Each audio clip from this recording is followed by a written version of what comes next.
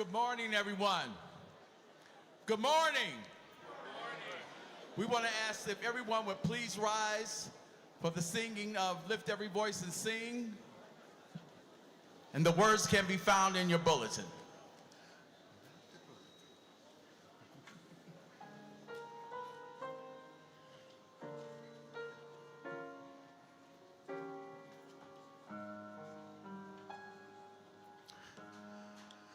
Lift every voice and sing till earth and heaven ring, ring with the harmonies of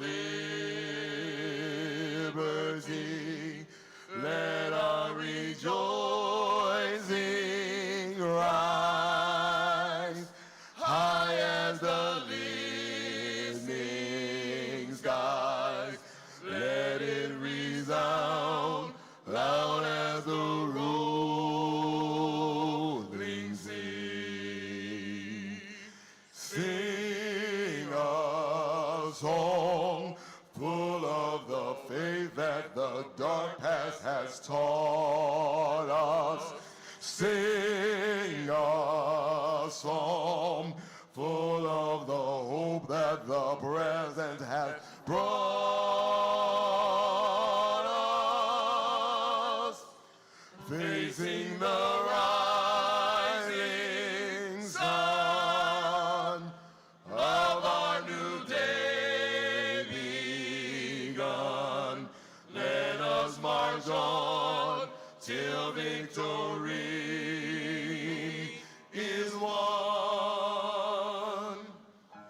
Stony the road we trod, bitter the chastening rod, felt in the days when hope unborn has died, yet with a steady beat and on our weary feet come to the place for which our Father sighed.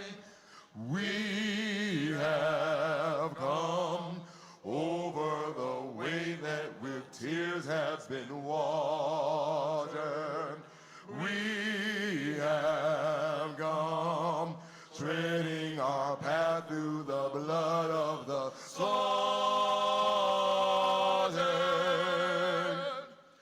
Out from the gloomy past, till now we stand at last, with a white gleam of our bright star is cast. God of our weary years, God of our silent tears, thou who hast brought us thus far on our way, thou who hast by thy might led us into the light, keep us forever in the path we pray, lest our feet stray from the places, our God, where we met thee, lest our hearts drunk with the wine of the world we forget thee. Shadow beneath thy hand, may we forever stand true to our God, true to our native land. Amen. Amen.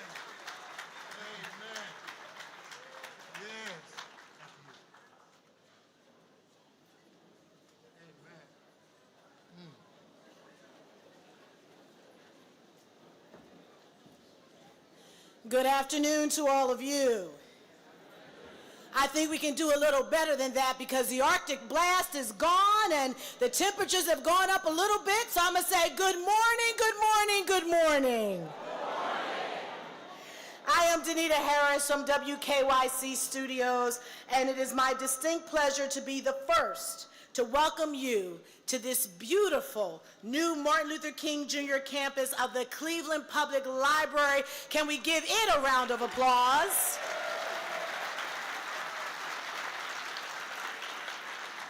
And then I want you to give yourselves a round of applause because you got up and you came out. So you deserve a round of applause because we know it's cold, but you are here. Before I start today's program, I want to say a big thank you to Nina Kidd, concert pianist representing the keyboard area of Cleveland State University's School of Music. She entertained us, as well as to the brothers of the Delta Alpha Lambda chapter of Alpha Phi Alpha Fraternity Incorporated for leading us in song to kick off the program. Can we give them a round of applause? So Alpha Phi Alpha brothers, I'm going to give you your chance. Just go on and do your 06. There we go.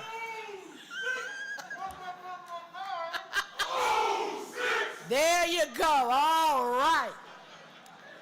In case you didn't know, Dr. King was a member of Alpha Phi Alpha Fraternity Incorporated, and we do know that the Delta Alpha Lambda chapter, they have a long history of being a part of the library's MLK commemorative ceremonies, always willing to be here, and we want you to know we appreciate your time and your effort to make this day special. We give you a round of applause. Today, we are here to celebrate this extraordinary space built on the legacy and teachings of the Reverend Dr. Martin Luther King Jr. This ceremony today is going to be a little different from your other Cleveland Public Library ribbon-cutting ceremonies. It's part ribbon-cutting ceremony, but can we just say today, it's just all about having a celebration. Can you do that? So as part of today's program, I got to tell you, I get up early anyway because I know all of you watch me at 5 a.m. on WKYC. Oh, yeah. I know some of you made the switch with me from 5 to 3, and I thank you for that. But I was extra happy to get up today because I'm going to have a talk with the Reverend Dr. Otis Moss Jr. and his wife, Edwina Moss. Oh, yeah. Because they not only witnessed the dramatic social transformation led by Dr. King, but they also helped shape it through their powerful work that we all have been impacted from here in the Cleveland area. So today we're going to explore the theme, looking to the past to build our future. Looking to the past to build our future. So I want you to fasten your seatbelts. I want you to get ready. It's going to be an exciting and meaningful day. As a matter of fact, can you just say, today is a good day? That's right. So now I would like to invite to the podium Maritza Rodriguez, President of the Cleveland Public Library Board of Trustees, as she brings you her remarks. Let's give her a warm round of applause.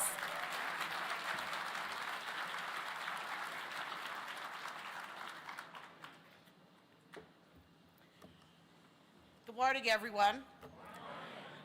Thank you for being here on this cold day, as she said. And also, I'm honored to be here today and to speak on behalf of the entire Board of Trustees, past and present. But first, I would like to take a moment to acknowledge my fellow trustees. First, I would like to acknowledge Trustee Anthony Parker, Vice President. Thank you, Anthony. Trustee Thomas Corrigan, Secretary. And he is actually one of our longest standing board members at this time. Thank you, Tom. Trustee Alice Butts. Trustee Jasmine Fryer. I know she's here. Trustee Malik Rashid. Thank you, Trustee Rashid. And Trustee Melanie Shakarian. And may I ask all current and former trustees to stand and be recognized, please.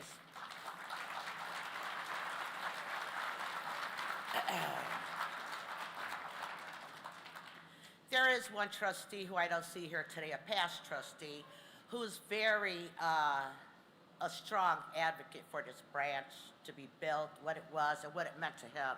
He couldn't be here today, but I would like to thank Alan Seifler. Yes, thank you. The dream of this campus started 8 years ago, back in 2017, when Clevelanders voted to pass the tax levy to support Cleveland Public Library. As part of the levy, we made a promise to revitalize our 27 branches to better serve the community and into the future. Today, we see the dream realized with the reimagined Martin Luther King Jr. branch. It is the heart of the University Circle neighborhood. It is the 9th building to reopen as part of the Cleveland Public Library's 10-year facilities master plan. It's a 5-star building to match our 5-star staff, collections, program, and services. To our neighbors, we hope the new MLK becomes a daily resource for you to gather with friends, host meetings, attend programs, or to borrow books, movies, and other materials. All of this is possible due to the understanding leadership of Felton Thomas Jr. Yes. Cleveland Public Library's Executive Director, yes, and CEO. Director, I turn the program over to you, and thank you.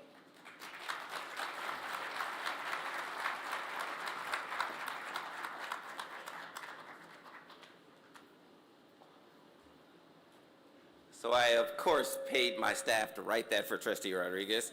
And, you know, as I start here, of course, we usually try to be on time, and because we know the 3 B's of public speaking: be quick, be funny, and then be gone. And I will try to do that, but we've got a lot to talk about here.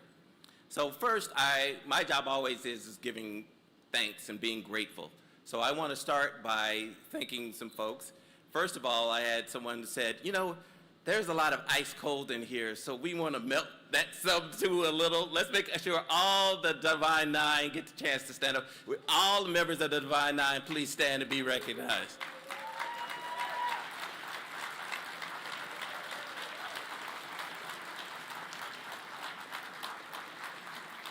Thank you all. I want to make sure that we take the opportunity to thank all of our library folks. Everyone who works in the library, would you stand up?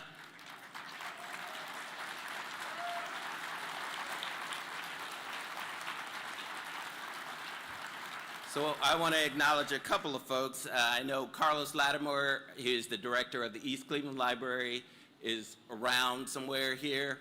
And then Tracy Strobel, who is the director of the Cuyahoga County Public Library, who's retiring. Thank you, Tracy, for all that you've done for libraries. Neither one will say it, but both of them started at the Cleveland Public Library, so we still hold on to them. I want to acknowledge everyone who is working in University Circle. Would you stand? We have Kate Border, who is the president of University Circle here. Any one of you who are the director or working in University Circle, we're a part of this is a part of our partnership. We love you. We want you to know we're here. And then here's the tricky part. Lots of elected officials. I will try to make sure I see everyone. If I miss you, we will have a part. She said, don't say names. You will always miss somebody. Really? Oh, will all the elected officials please stand up?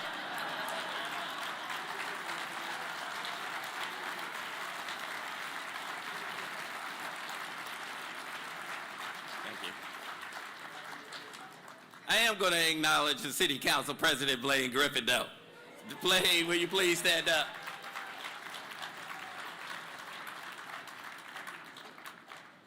So this is Martin Luther King Day, and opening this building is special to me because I started working for the Cleveland Public Library 16 years ago on Martin Luther King Day, right? So it's a very special day every time we would open up. I think it was the first time I actually met the council the council president, or county council executive, Chris Renane, that day 16 years ago. And one thing came out of that that really stuck with me was the commitment of this community to Martin Luther King. And one thing I didn't understand was his connection to the city of Cleveland and how deep it rolled and how deeply he was here. And I got a chance to meet so many folks, so many community members, and so many of you that are in this room that day. And I've always held that to be precious. So when we had this opportunity to create this new library, I recognized that this library had to be something special to replace the library that we are now moving on from, because so many of the community members were tied to this building, right? Tied to its legacy, tied to all of the things around it. And then recently I had the opportunity to be with the mayor on Martin Luther King Day as he was speaking to a number of kids at our East 131st branch. And we could see, both of us, that we have some work to do to make sure our kids understand the legacy of Dr. King. We have a lot more work to do. So, you know, I think it is incumbent upon us not just to have a library in his name, but for us all to continue to try to message his message to all of our young people as well. And to understand more about Dr. King. We all can learn more ourselves. We all can do more. So at this library, you will find books that receive the prestigious Anisville Wolf Book Award, the only juried American Book Prize focusing on works that address racism and diversity. In that collection includes Stride Toward Freedom by Dr. King. He received the Anisville Wolf Book Award in 1959. In this building, you will find the Norman A. Sugarman Children's Biography Award winners, a collection of outstanding biographies for children in grades K through 8. In this building, there's a space dedicated to the stories of Black philanthropy through the Those Who Give Black exhibit provided by the Soul of Philanthropy Cleveland. You heard more about that from Kevin and Connie Hill Johnson.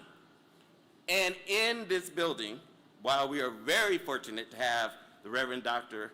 Moss Jr. with us and his wife Edwina, in person today, he will also be here every day. Not as he is today, but you will find an interactive video that is on loan from our friends at the Maltz Museum. With the folks in the Maltz Museum, please stand. Thank you for all that you have provided us.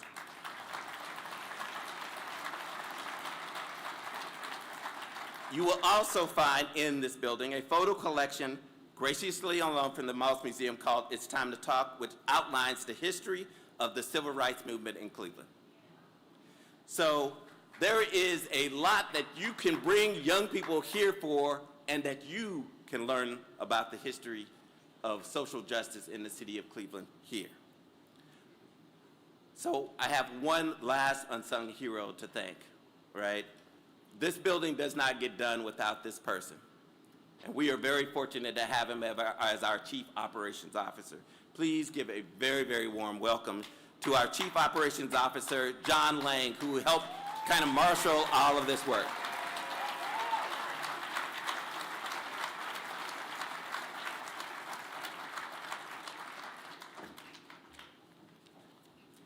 Thank you, Director, and welcome everyone to the Dr. Martin Luther King Jr. campus of the Cleveland Public Library, the People's University. It's a real privilege to have been on Director Thomas's team and to have played a small role in the development of this amazing project. Amazing projects don't happen without amazing partners, and my role now is to recognize some of the few of the people who have worked on this project, in many cases for over the last 6 years. Jing Liu of So Ill and Jonathan Kurtz of J. Kurtz Architecture had a vision for a sleek, modern, welcoming, light-filled, state-of-the-art library, for an iconic and flexible space that will serve the community on a civic, institutional, and human scale for the next 50 years, centered on Dr. King's table of brotherhood on which we are now met. Jing was unable to join us this afternoon, but I'd like to recognize and thank the following members of the architectural design team. From So Ill, Carolyn Johansson and Emma Silverblatt, and from J. Kurtz Architecture, Jonathan Kurtz, President, Chris Deal, Anna Acklin, Ezra Bard, Jacob Chandler, Carla Kurtz, and Elijah Wood. Thank you all. Please stand to be recognized.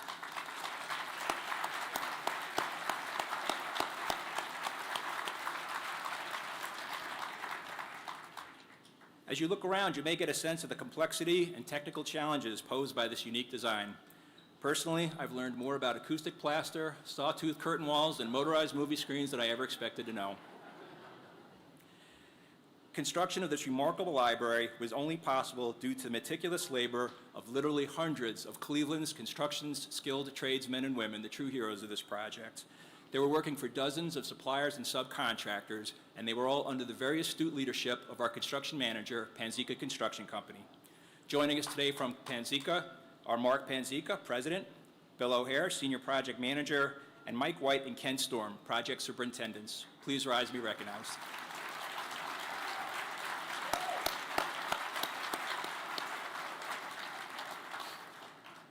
As you've surely noticed, the MLK Library occupies the first 2 floors of a building shared by the Library Loft's apartments over our heads. This public-private venture puts CPL on the leading edge of innovative mixed-use library projects, and we're proud to be part of the ongoing evolution of University Circle. Our development partner on this very challenging joint project and the developer of the many other transformative projects in the Circle Square development is Midwest Development Partners. Thank you to Steve Rubin and Zach Ponsky, principals at Midwest. And I'd also like to recognize the architects of the library lofts. That's our friends at Bialowski, represented today by Jack Bialowski and Chris Persons. Please rise.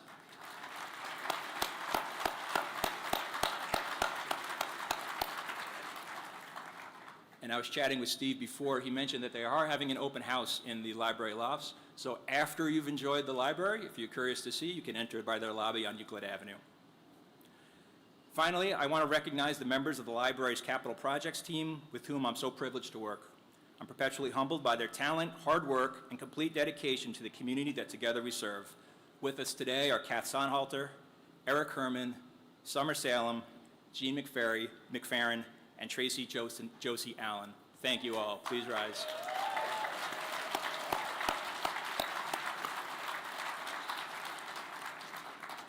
This building would not have been possible without the leadership of the Cleveland Foundation and the vision of Lillian Curry. The foundation gave Cleveland Public Library and Land Studio the ability to host an international design competition to spur innovative ideas and attract visionary architects to this project.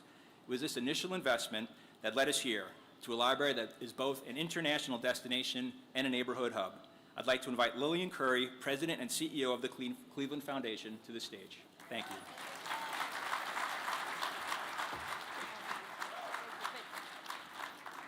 Good afternoon, everyone.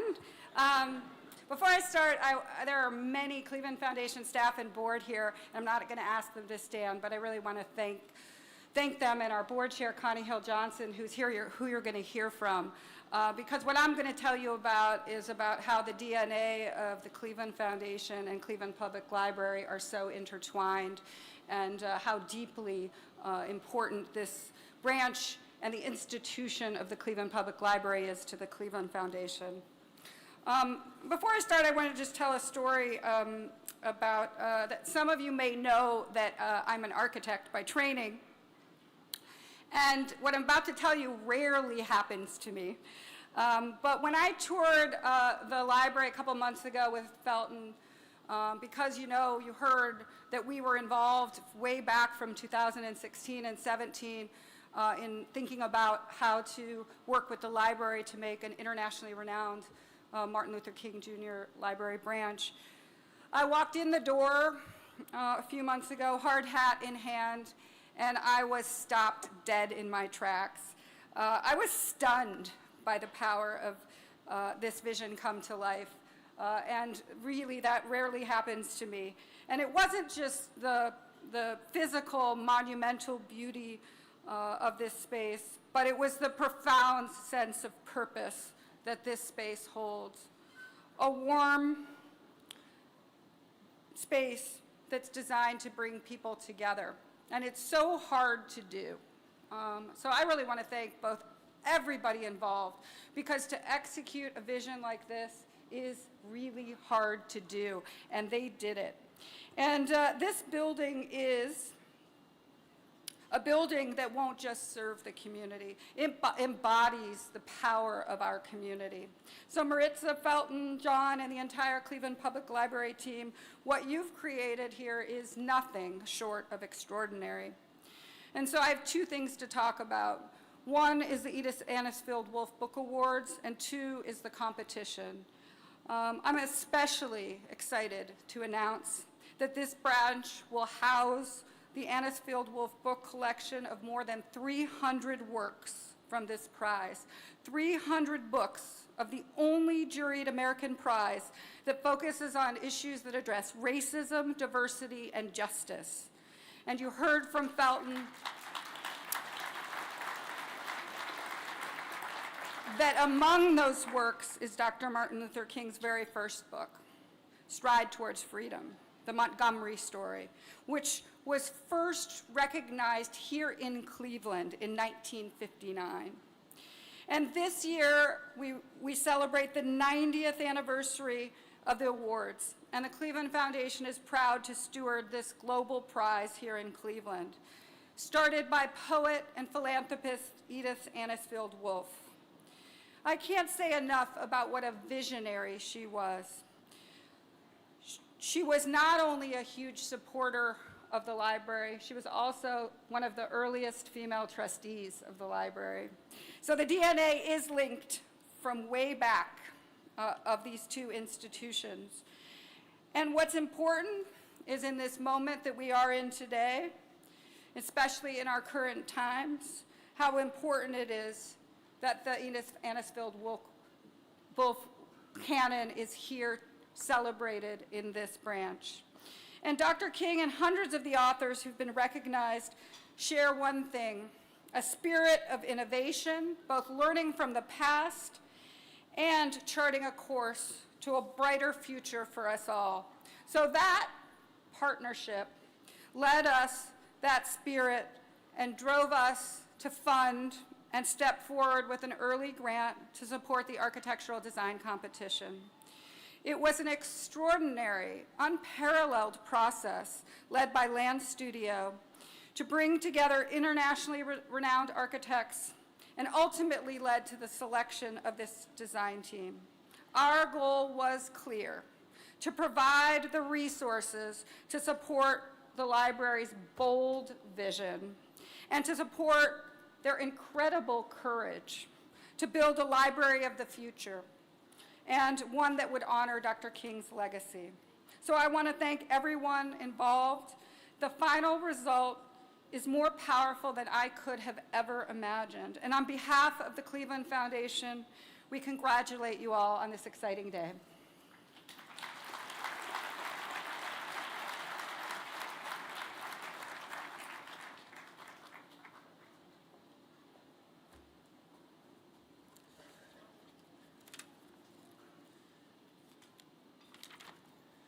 All right. I want to thank Lillian, thank the Cleveland Foundation, and the Anisfield Wolf. I think Courtney is here. Anisfield Wolf Book Awards has a little table in the back right around the corner, so after the program, you can always find out more and get a list of all the books, and hopefully you can start reading all of them. At this point in time, I want to take the opportunity to introduce and turn the video on for our Congresswoman, who is a big fan of the Cleveland Public Library, Ms. Chantel Brown.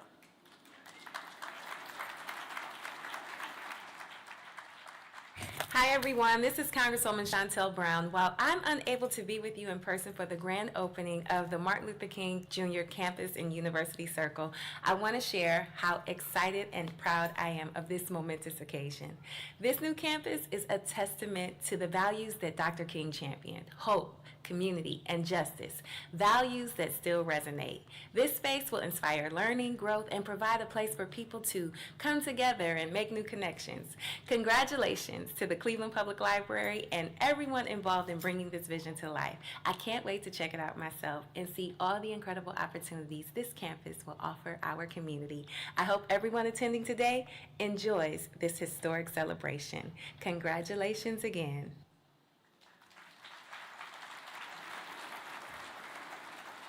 We'll make sure we take the Congresswoman on a tour because she does use all of our libraries and have all of her meetings in our libraries.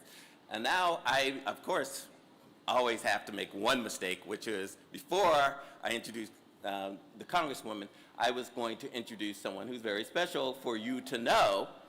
Let me introduce to you Kim Hunter.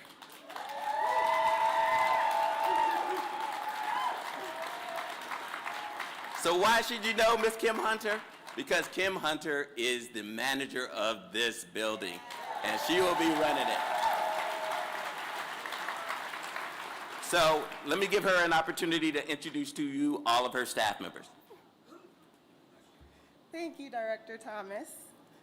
So for my staff, if you guys could come up.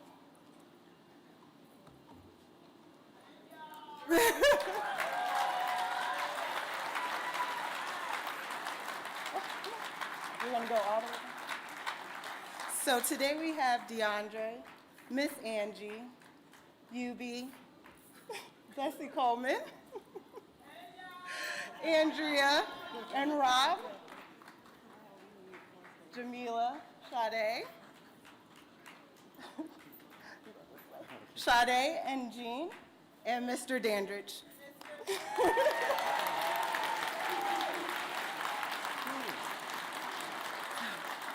All good? On behalf of all of the staff of Martin Luther King Jr. campus, we want you to know it is a blessing to serve this University Circle community. We are excited to have you here to celebrate your Cleveland Public Library because this is your library. It was conceived and built with you in mind. To everyone in our community, you are like family to us. And to those passing through, we welcome you so you can be family as well. It was to check out what is on our shelves, to hold your meetings and community gatherings, to enjoy all of the program we are planning, to suggest what you like to see and hear, to download, listen, compose, create, and just sit and relax. Albert Einstein once said, "The only thing that you should absolutely have to know is the location of your library." Please come to this address and keep it handy. Come visit us often. Thank you, Director Thomas and our board for your vision. Thank you to John Lang and the rest of the facility's master plan staff and our project and community partners for creating this masterpiece. Thank you to our CPL family, especially my amazing staff, and everyone else who cheered us on. We have a beautiful library, so let's fill it to capacity, not just today, but every day. Thank you.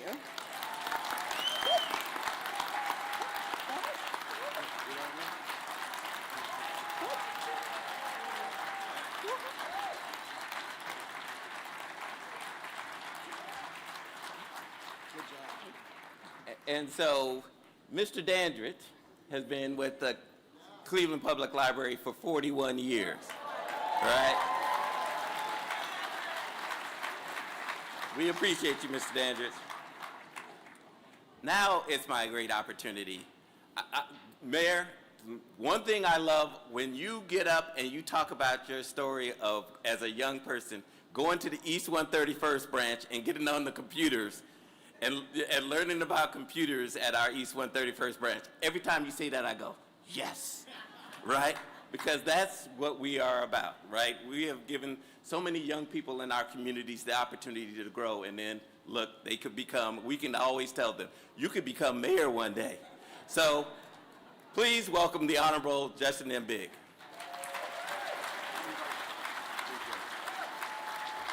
Thank you so much. I think it's important that we acknowledge both Felton and the board one more time if we can. When I was then mayor-elect, I met with Felton and his leadership team, and they walked me through the entire vision they had for our community to make our libraries a key part of Cleveland's transformation. And today is an amazing symbol of that transformation right in the heart of University Circle. Now, Felton talked about my story briefly, but today's event is special for me because libraries just aren't brick and mortar buildings. It's just not a place where you can take out a book or have a community meeting. For me, as a working class kid growing up on the Southeast Side, it was my refuge. I remember my late grandma cussed me out all the time because I was always taken books out on her library card, and I forgot to return them. So when I got old enough to have a library card, it was my passport to understanding the role I could play in my city and in my country. It was a place where I learned early about Dr. King, Booker T. Washington, Malcolm X, Medgar Evers. And when you see this attack on diversity, equity, and inclusion in our country right now, libraries will be the protectors and defenders of our democracy and the values that we love so much in this city and this country. And so as we cut this ribbon today, let's not just celebrate this building, but let's double down on our commitment to serve, because as Dr. King said, everybody can be great because everybody can serve. You don't have to be the mayor, you don't have to be the council president, you can be a librarian, a teacher, an activist. We need everybody to find that greatness now more than ever. And let's make that dream possible moving forward as a city once and for all. Thank you so much, and congratulations to this amazing new branch in our great city. God bless.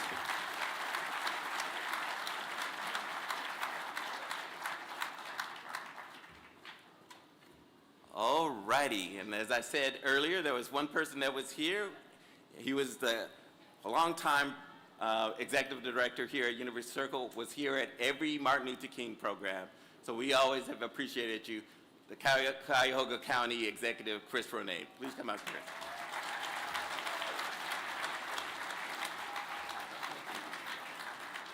Thank you, Director Thomas. It was good to meet you on day one for you, and what a journey it's been. It's nice to be home. Hello, neighbors. I spent a lot of years right around this corner, and I'm glad to be back. How many of my Wait Over Wednesday fans out here? All right, I miss you there too. Love you. Mayor, thank you for your remarks and all you do for the city and all the elected officials here. I am Chris Ronan. I'm a county executive, but I probably spent more time, again, at University Circle years and years on this project, so Felton, it's good to be on both ends of this with you. This is a very special corner that we're on. I think a lot of you know the history of this corner, but literally right on this block at this corner once was held something known as the Cleveland Summit. It was a summit of athletes, 11 athletes, and one other athlete, who was Carl Stokes. Carl Stokes, Kareem Abdul-Jabbar, Muhammad Ali, Jim Brown, John Wooden, Bill Russell, to name a few. They were there to support Muhammad Ali in his conscientious objection to war. They were there to stand up to his civil right to fight for human rights. And they all met right here, right around this corner. This morning I met with a group of students down in the River Valley, and we talked about Carl Stokes. We talked about his role in helping turn around a city where the river had burned, and turn around that city such that it's never burned again, and he and his brother Lou Stokes deserve ultimate credit for the Clean Water Act and the US EPA. So history lives here, and students learning that history and making their own history is what this library is all about. I want to give a quick shout out to a few council members because they've all served this corner. It is Councilman Kevin Conwell, then Councilman Jeff Johnson, Council President now Blaine Griffin, and I think Stephanie Howes is right around the corner. So they've really helped us shape this corner along with the CPL, along with UCI, and I'd be remiss if I didn't shout out to my friends at Fairfax Renaissance Development Corp. We are neighbors who come together on 105th and Euclid. We are. So I want to say, Director Thomas, it's an honor to be here today with this transformation. I want to say to you that we obviously are here to honor also Dr. King, and I'm so pleased to see Dr. Moss and Edwina Moss here today as well, who knew Dr. King so well. In fact, were married by Dr. King. But Dr. King, as we know, came to this town that he loved because he cared about it. He came to share the word of what was happening in a nation. He first came here in the 1950s to talk about the Montgomery bus boycott. He made other visits here. His last big public appearance in 1967, but he also made a private appearance here in the early spring of '68, and he was due to come back after April 4th, 6 days later. So I think that Dr. King would be proud we are here today in this space that celebrates his name, but really celebrates the team, the staff of the CPL, the librarians, the students who are in this building day in and day out. And I just want to say one thing about a student, and I'm looking at you staff, because as Mayor Bibb said, you do a lot. Yes, there's books on shelves, but you make community happen here.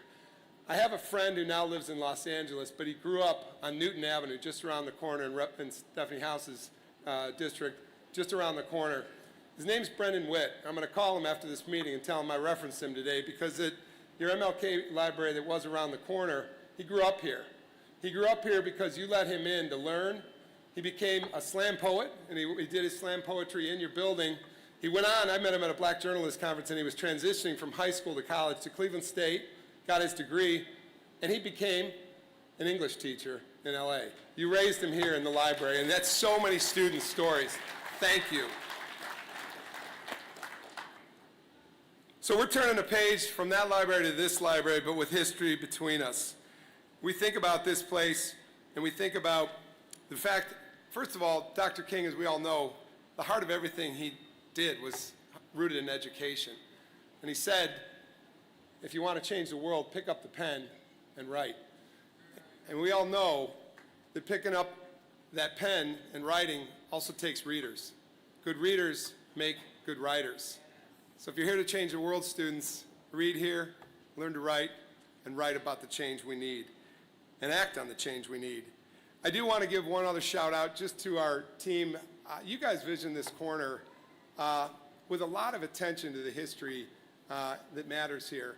But to my friends at Midwest and Bialowski, there's a lot going on in this corner. When I was at University Circle Inc., Kate Borders, my successor, we said, what? What are you going to do? I know you were in on that too. It was a bunch of spaghetti infrastructure. We put too many roads between our neighborhoods here. And they said, we're going to build a new neighborhood here centered by the library with residents above and with other residents around us in a place that welcomes residents. So I just wanted to say hats off to the work you've done, and obviously the Cleveland Foundation. But thank you. Give it up one more time. They're not done yet. They're still building a community here. So in closing, I just want to say, and Lillian said it so well, this place moves you. This place moves you. But the words you read on these stanchions that hold up this beautiful library, the words you read, the words of Dr. King of hope, dream, peace, and justice. This is what anchors this place. This is what anchors our city and our county. This is what should anchor our region. The teachings of Dr. King inscribed in these very stanchions: hope, dream, peace, and justice. As I close, I just want to say to the Cleveland Public Library, you have every library matters in every neighborhood. This place matters. Thank you for building a place that not only draws on our past and the teachings of Dr. King, but builds futures. Thank you again. I have a proclamation I'm going to give Felton Thomas. But I'm not going to read it. But here's to the Cleveland Public Library at the MLK Branch Library.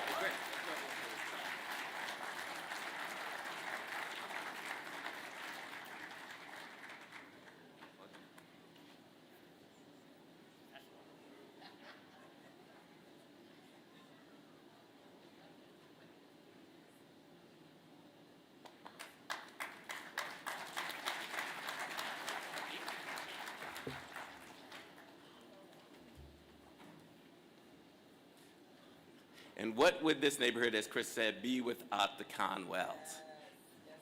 Mr. Kevin, Ms. Yvonne, City Council, County Council. Will you please join us?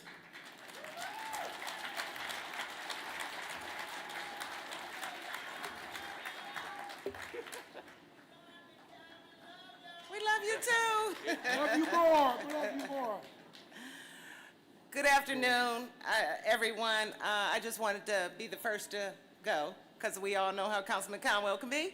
So that's my funny part. Beauty before age, dear. Okay. So good afternoon again, everyone. The reimagination of the new Reverend Dr. Martin Luther King Jr. Library is a place where we dream, we read, and we learn.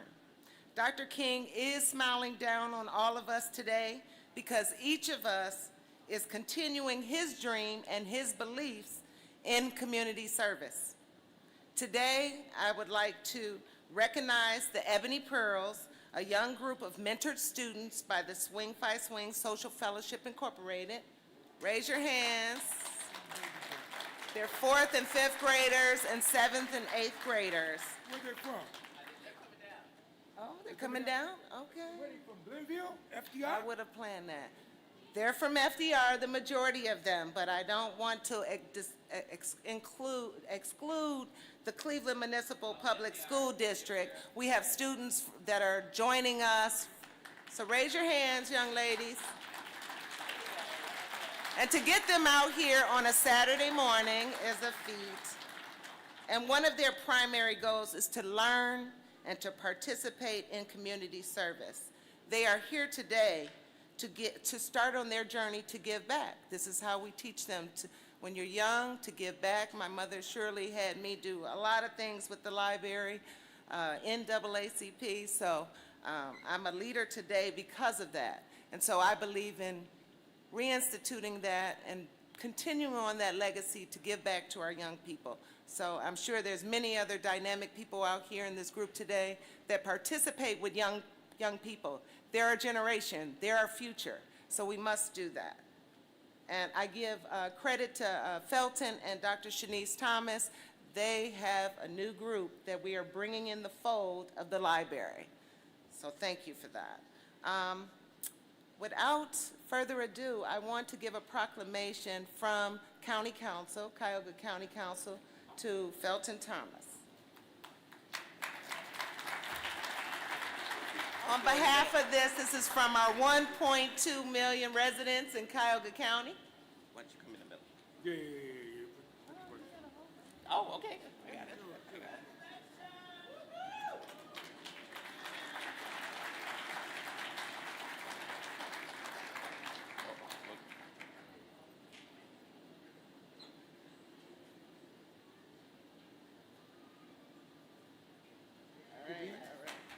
Thank you. And now I will turn it over to my better half. Thank you very, very much. Thank you. You see, Council President Blaine Griffin, it's good when you're on council and you're a legislator to see the outcome measures. So the legislation, Stephanie House Jones, that we were pushing for this area here is going to benefit people. And that's a beautiful, great thing that we see. And that's the main thing about writing policy. And you know, to my band members also over there, the Footprints, Felton is a Renaissance man. The director plays the drums. And you know, as musicians, we always say you gotta walk it like you talk it, or you lose that beat. And saying that, I came here to the library, and he's already started working to give back to the community. He's on the UCI board, University Circle Inc. board, and he's reaching out to key stakeholders already. He's not waiting for the ribbon cutting to happen. He reached out to John Hay so that he could help the children in this community and make them connected to the library. He's also reached out, because a lot of times when projects are being implemented, they're moving here, the director is moving just like this, helping people, because that is what Dr. Martin Luther King was about, to help someone.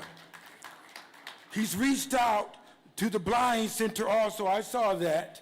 You have a machine back there to help people with disabilities, to bring them into the fold as well. You know, so I really like that. So it shows me that your energy compels you to be that way. And that's very important. There's another person that was part of the implementation of this project, and I can't leave him out. You closed the project out, Mayor Bibb. You did a great job with monitoring and controlling and closing the project out. That was great. It was Mayor Frank Jackson. Mayor Frank Jackson, when we met in the Red Room and he brought you in the Red Room, he discussed the ideas of this. 6 years ago, it was Mayor Frank Jackson. So you gotta have him into the process and the implementation of the process. The mayor, Mayor Bibb, made sure it didn't go off track, and you closed it out, so we really, really, truly appreciate that. And I listened to Chris Ronayne, the county executive, and I'm going to close it out because I can go and go and go and go and go. When you say history lives, we got to be involved with this and bring in programs and projects here because that's what Martin Luther King wants. It's not just a building. He wants us to be here. And he talked about freedom. And more than 100 years ago, right here was a brother named John Melvin and Cosette Bates. History lives on. This was a part of the Underground Railroad here also. So this project being built here is fitting. So what we have to do as African Americans also, and you already mentioned to Pam that the NAACP could come here as well, and that's good too. I didn't want to leave that out. Now, back to this. We got to come here and start doing projects and planning here to make people's lives better. And as I mentioned earlier last week, even if, when you mentioned East Cleveland, even though we have to bring East Cleveland in as well, because that's what King wants. He wants to help all people. It's not just political, saying East Cleveland over here and University Circle is here. We got to bring in everyone because he wants to see people, and he believed in the spirit of Martin Luther King Jr. We got to keep freedom pushing and keep the dream alive, and God bless.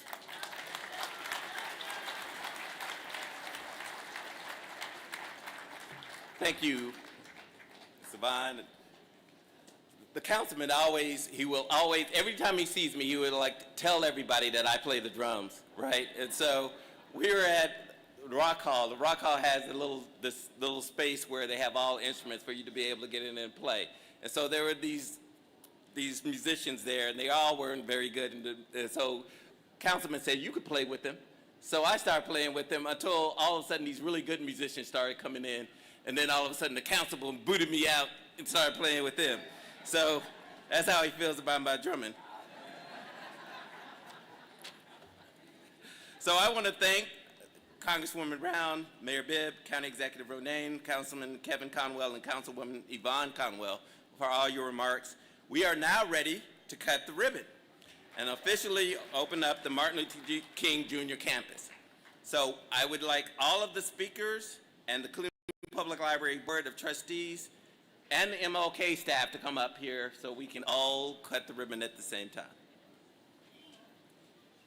And we've got I always say that, you know, it's nice to have folks cut the ribbon, but we always like to have the youngest kids in the place cut the ribbon. So we got 3 little young kids. Oh, we got 4. Someone said, I want to be there too.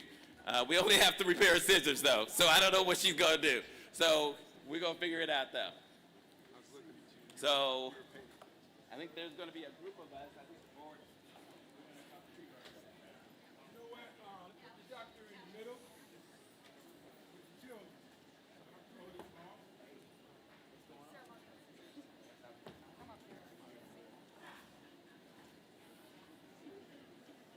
Ready?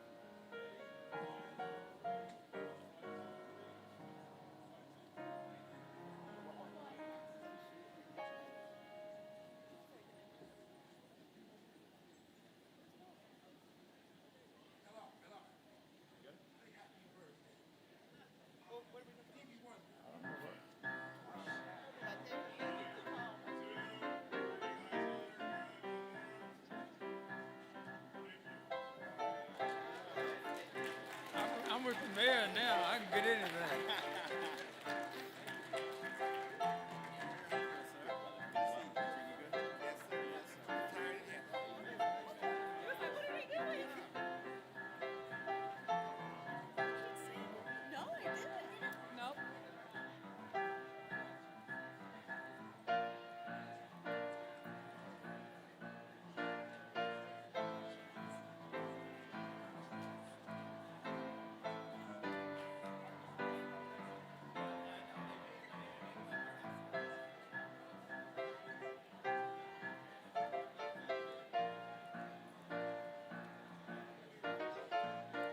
So, thank you all for being so patient with us.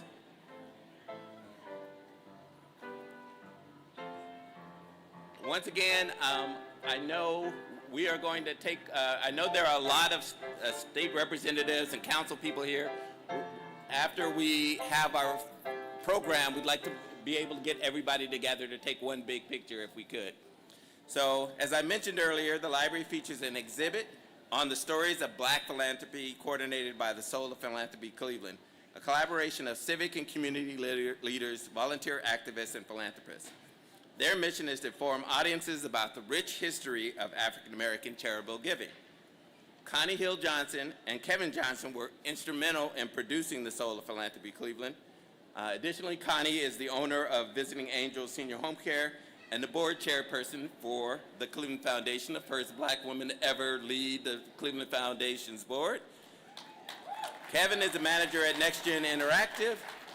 They both are community champions, lifelong investments in their lifelong investments in economic development, volunteer efforts, and philanthropic contributions have left an indelible mark on Northeast Ohio, and they both are super human beings, right? So please give them a warm welcome as they come to the stage.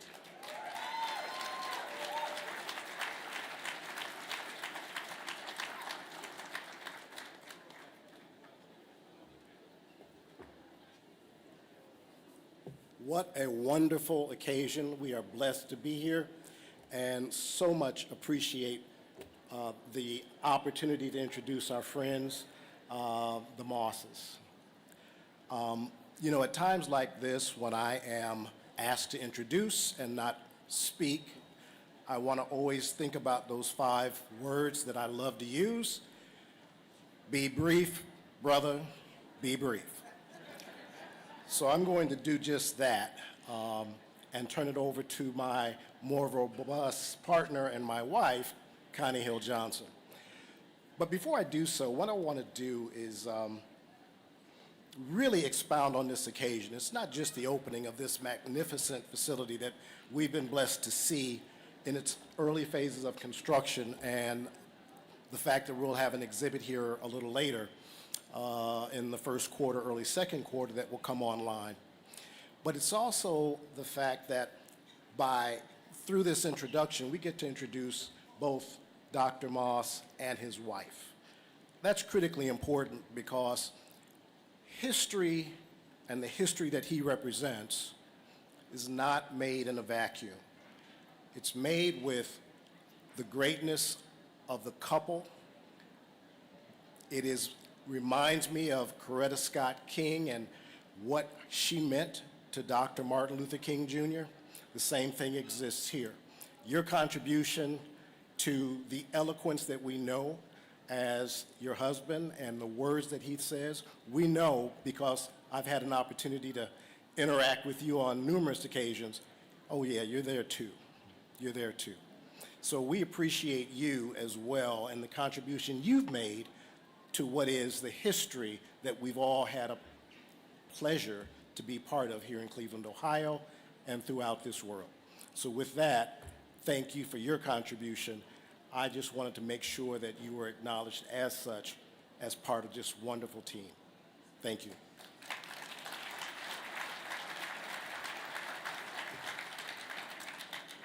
Good afternoon. Oh, if I could be the woman that you are, Edwina Moss. Grace, love, respect, class. Every time I see you, I admire you even more and more. So as my husband said, we thank you for standing by your great husband.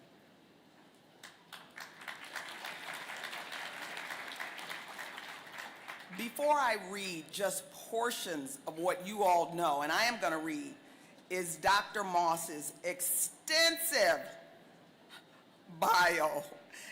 We would be here all day. So I'm just going to grab some bits and pieces out of it that you may not know. But I do want to say why I'm excited to be here. Number one, I grew up in the Glenville neighborhood. Woo-hoo!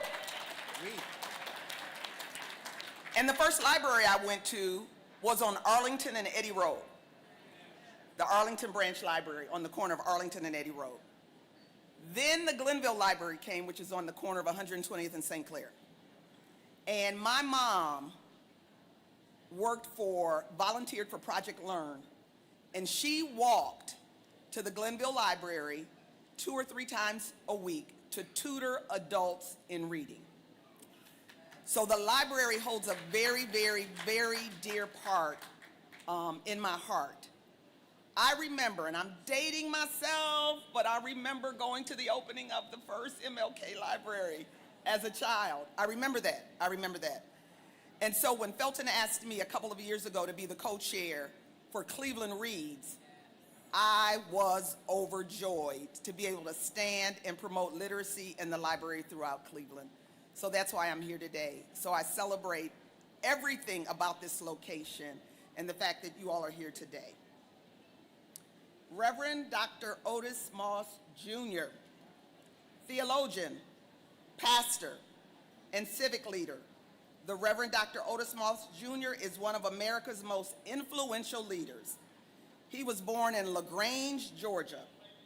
He earned his bachelor's degree from Morehouse College, his Master of Divinity degree from Morehouse School of Religion, Interdenominational Theological Center, and his Doctor of Ministry degree from the United Theological Seminary in Dayton, Ohio. In 2008, Reverend Moss retired from Olivet Institutional Baptist Church, located right here in Cleveland, following 33 years of distinguished service.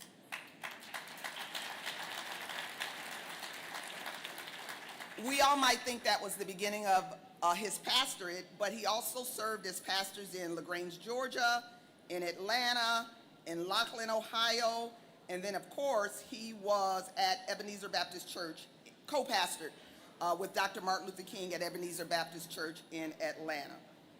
He's been actively involved in advocating for the achievement of education, civil and human rights, and social justice issues for all of his adult life. His board memberships have included the Cleveland Museum of Art and the Cleveland Foundation. Dr. Moss served as the chairman of the Morehouse College Board of Trustees for over 10 years. He served as board member and regional director of SCLC during Dr. King's tenure as founding president. He also served as a national board member and trustee of the Martin Luther King Jr. Center for Nonviolent Social Change.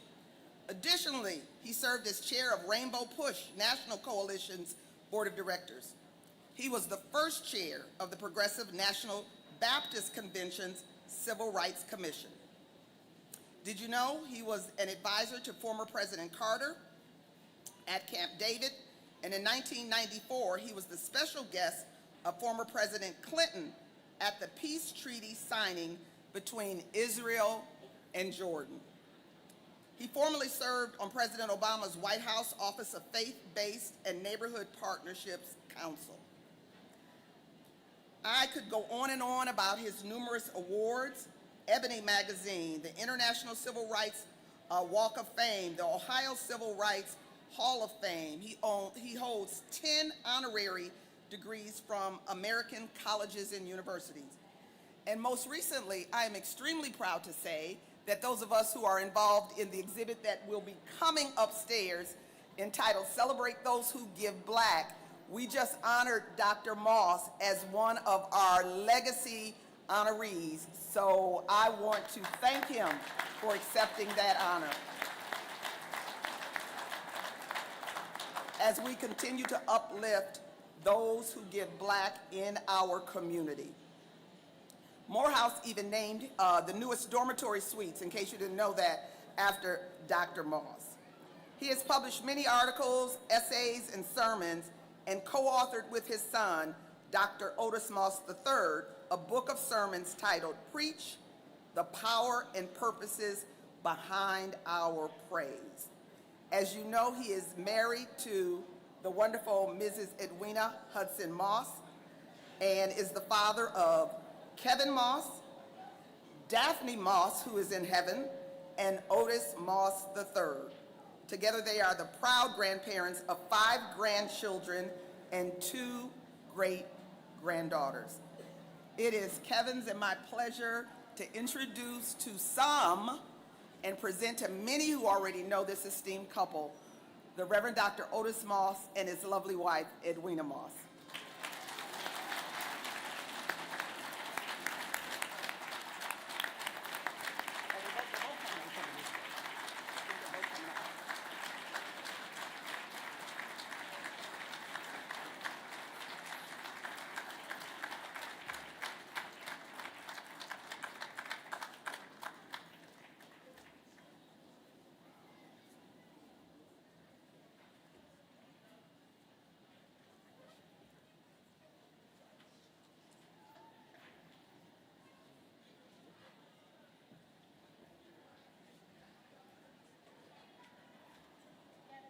Johnson, we thank you. Can you guys hear me? All right.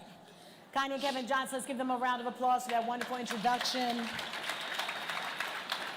And before we start our conversation, I want you to take a look at this short video that we're going to show you about Reverend Moss. And this is compliments of our friends at the Maltz Museum. Let's take a look.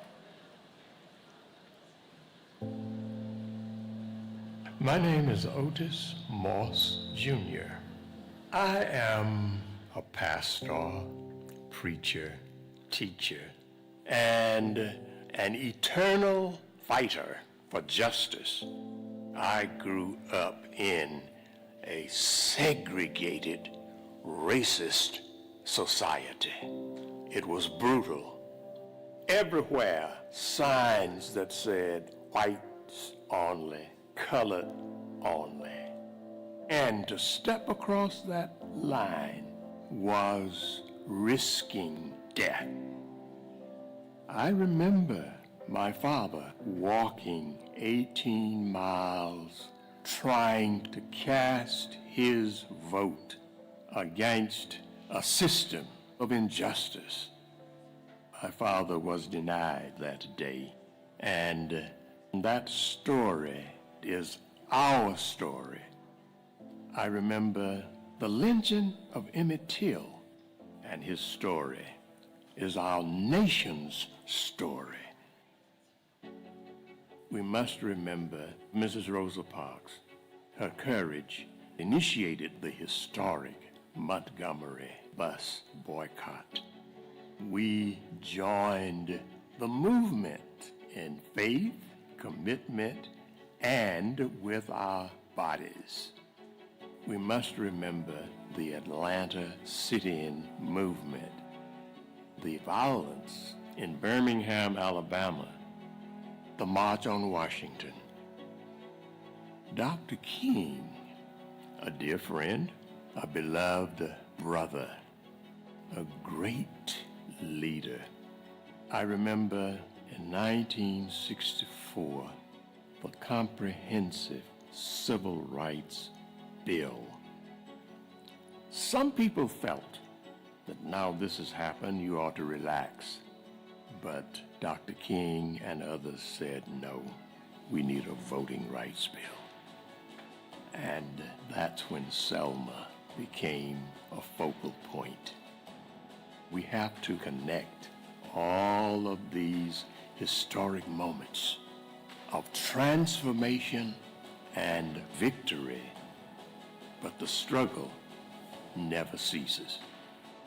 If I could speak to coming generations, in all that you do, make sure that you are involved and pass it on to the next generation. We can talk about the civil rights movement. We can talk about the student sit-in movement. We can talk about what the challenges are even now.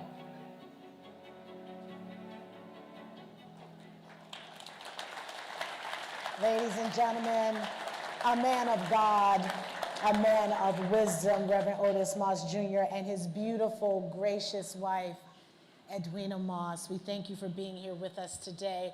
I can't think of two people that would be better suited for this wonderful occasion. And Reverend Moss, I hope you don't mind, but we're going to start with ladies first. Is that okay?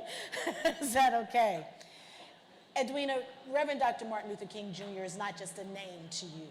He's someone that you knew.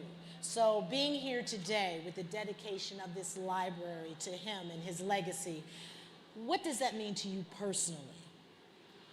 It means a great deal, the library itself, because I can recall as a very young kid, we lived in the housing project in Atlanta, Georgia, but close to us, right across the street, was a library.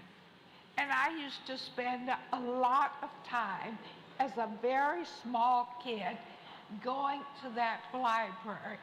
And there was a woman there. Her name was Mrs. Jones. I'll never forget. She used to read to us. That was before we even learned to read. She would read children's books to us. And it's put in me a sense of wanting to learn and to read. So this library is critical to bring in little children and get them started in reading. And Dr. King would have been that person because his whole family was dedicated to the African American community and the whole idea of learning. So this library for this community means a lot, and I pray that we will take full advantage of it. And Reverend Moss, knowing him personally, co-pastoring with him at Ebenezer Baptist Church in Atlanta, Georgia, lots of moments. Is there a moment that you can share with us, something that stood out to you that impacted your life in a special way, something you took away from your friendship with Dr. King? Thank you very much. There really are many, and I might reiterate that it was working with Dr. King that I met Edwina. And as has been referenced, he conducted our wedding service. I was regional representative and a board member of SCLC, but Edwina was an administrative staff member for 5 years plus in the office every day in Birmingham, St. Augustine, Albany, Selma, and her journey was a daily experience of dangers, toils, snares, bombings, threats in the office, at home, and elsewhere. One of the great moments, and I could name many, was in Birmingham, Alabama. And Dr. King was introducing me to give the principal address and was attacked from the floor to the stage by an American Nazi who had come all the way, I think, from Virginia and was sitting on the front seat.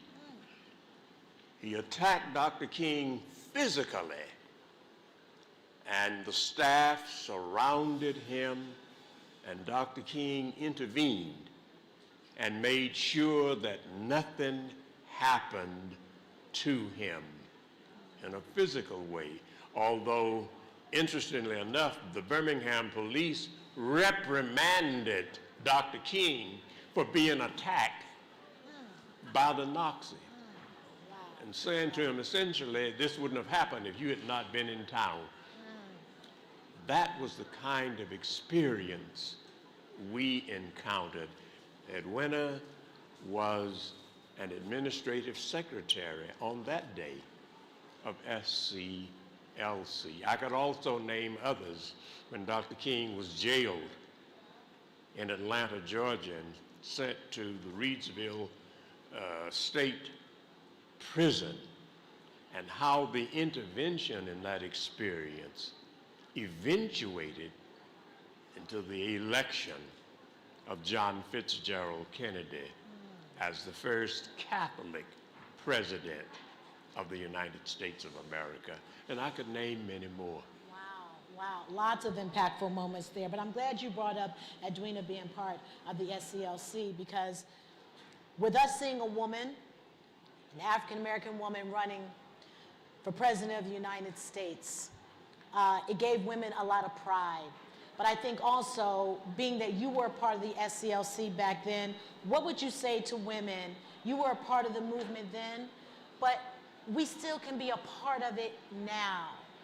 What would you share in that, our role to honor the legacy of Dr. King, to keep it going as women? I would say to women that they really were the leaders. They did all of the work. They ran everything.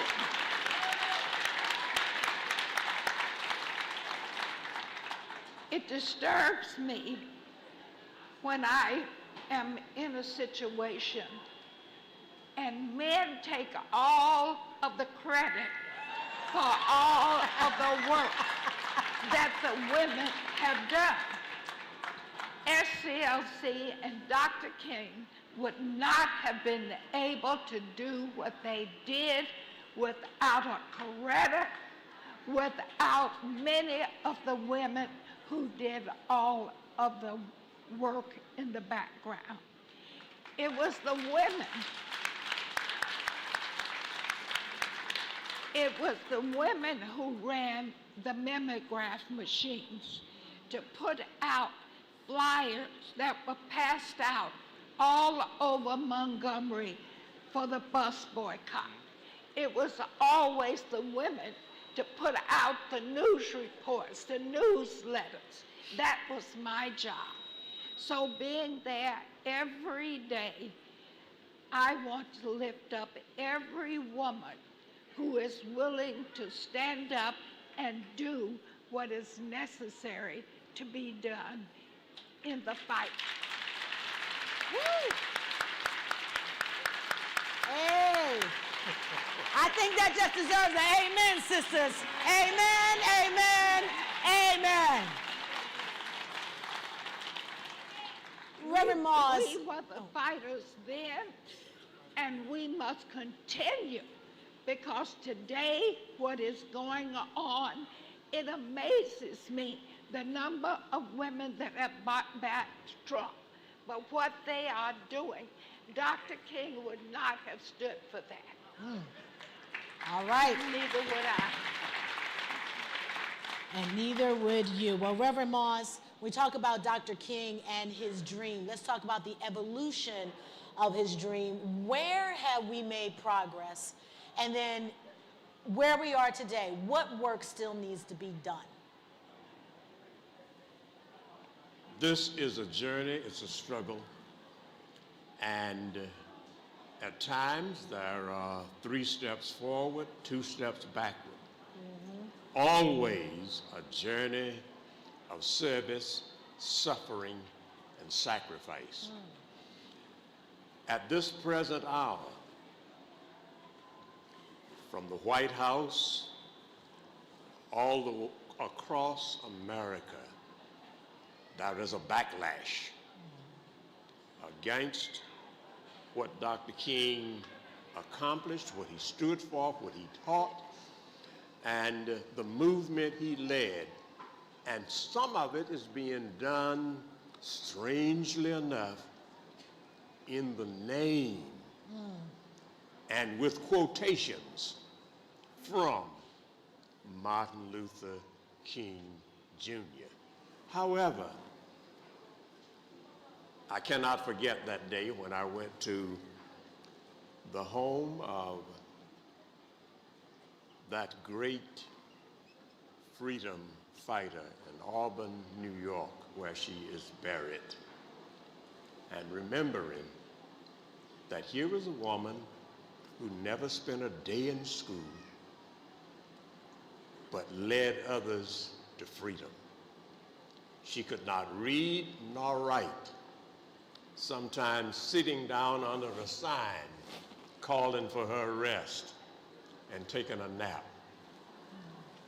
This struggle is a struggle, and every generation will face fierce opposition. And I think one of the best things we can do is to help prepare young people to be a part of the struggle, to be willing to serve, suffer, and sacrifice, but by all means, be prepared for a lifelong struggle. Thank you very much, Dr. Moss. Both you and Edwina, we know you are champions for education, social justice, racial equality. What would you say is your hope for Cleveland? I want to get both of your views on this. What is your hope for Cleveland in those areas? I would say one of the things that we need to do is to continue to educate our young people. Yes. And this library can be one of those. It could be a major force in that. As I said, I started reading and learning when I was a very young kid, right in the middle of Atlanta University, Spelman College. And I think that Cleveland has the ability with its leadership. You have a young mayor, and he can constantly do what he has been doing, communicating with young people. People need to understand their history.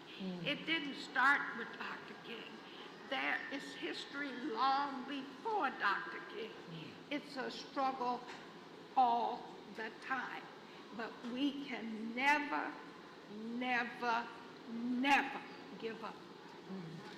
Good. Brother Moss? There is a great contrast. Edwina grew up in Atlanta in the housing project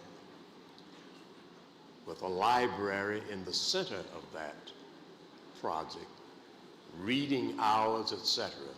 I grew up several miles away where there was no library, where black children could attend. The first time I visited a library was on the campus of Morehouse College as a freshman student. The library was closed to us. Somehow my sister established a relationship with a white woman, I don't know her name, I wish I did, in LaGrange, Georgia, who would go to the LaGrange Library and get books and make them available to my sister. Fast forward, my sister went on to college, graduated onto the University of Michigan, and became a librarian with a master's degree, starting with borrowed books, some would say stolen books from the LaGrange Library, where it was against the law for us to attend and receive its services. So when we come to the Martin Luther King Jr. new library, this is a remarkable moment, and even more so when you compare it to what we have gone through, and with this vicious moment in our own history where books are being banned. Much like the burning of books in Nazi Germany in the 1930s. So as we close our conversation and we're celebrating this library, what books are you reading, or what book would you recommend for people? Start with you, Edwina.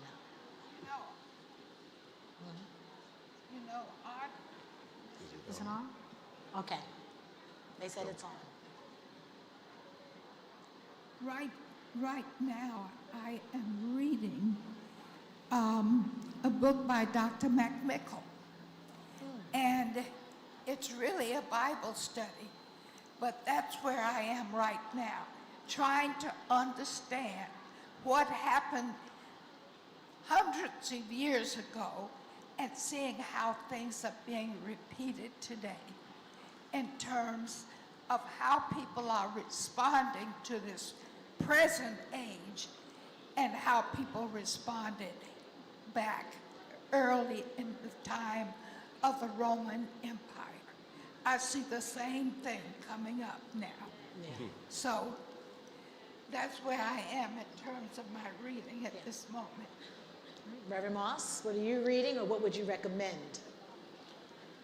There are several, but every year, this month, I make it a point to reread Dr. King's last book, Where Do We Go From Here? And highly recommend it. Not just quotes from it, but read the whole book.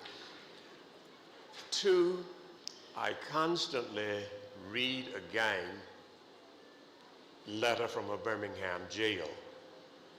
And there's a brief letter during this month I always revisit, is the letter from Reedsville State Prison.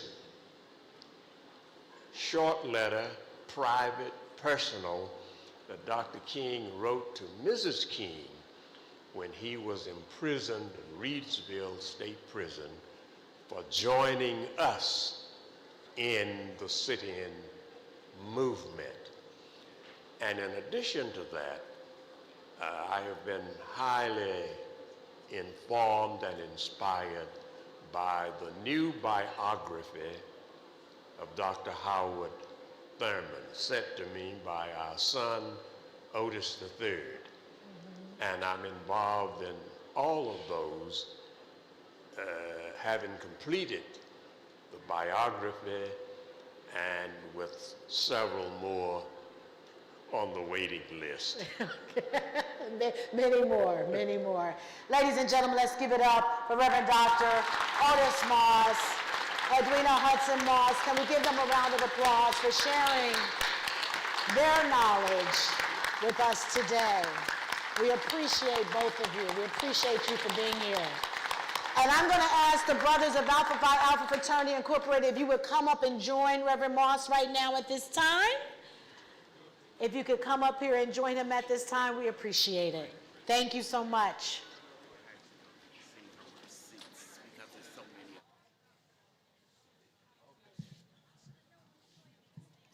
Yeah, brothers just stand on the stage. We'll do it, you direct from the, brothers stand on the stage and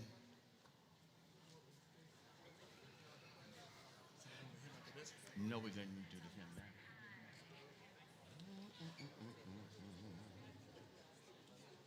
Vocalists get behind the mics, but brothers, everybody else on the stage.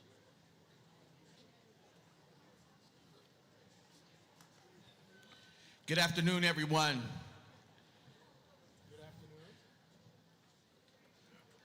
I am Brother Larry McCrimmager, the chaplain for Delta Alpha Lambda chapter. And let me say that we are indeed honored to be here this afternoon. And we thank the library, my newfound friend Melanie, for this opportunity. This is a partnership that started many years ago with the past director of the library, Brother Andy Venable. So it is our honor to be able to sing the hymn in honor of our dear brother, Martin Luther King.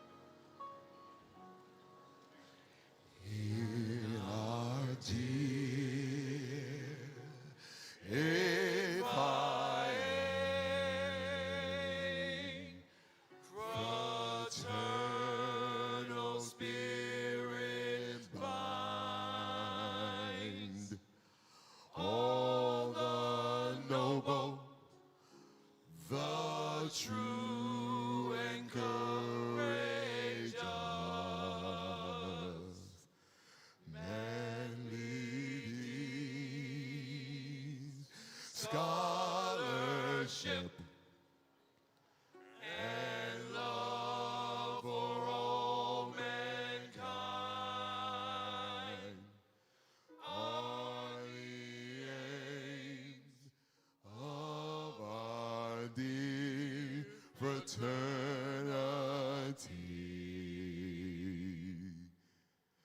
Alpha, Phi Alpha, the pride of our hearts, and loved by us dearly art thou.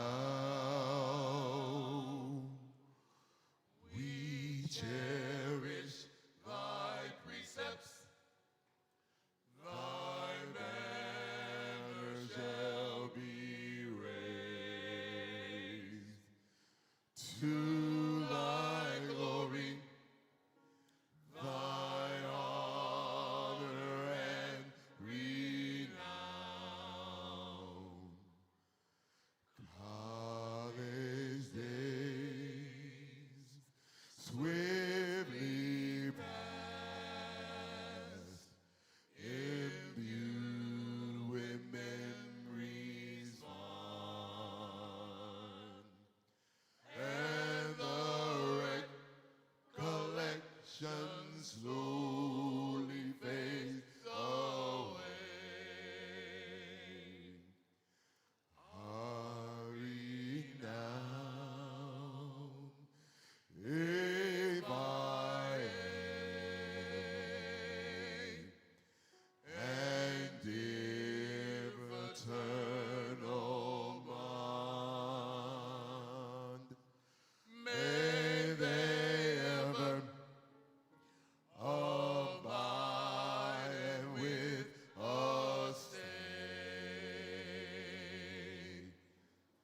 Alpha, Phi Alpha, the pride of our hearts, and loved by us dearly art thou. We cherish thy precepts, thy banner shall be raised to thy glory, thy honor and renown. O Lord, may the true spirit of fraternity rule our hearts, guide our thoughts, and control our lives, so that we may become through thee servants of all.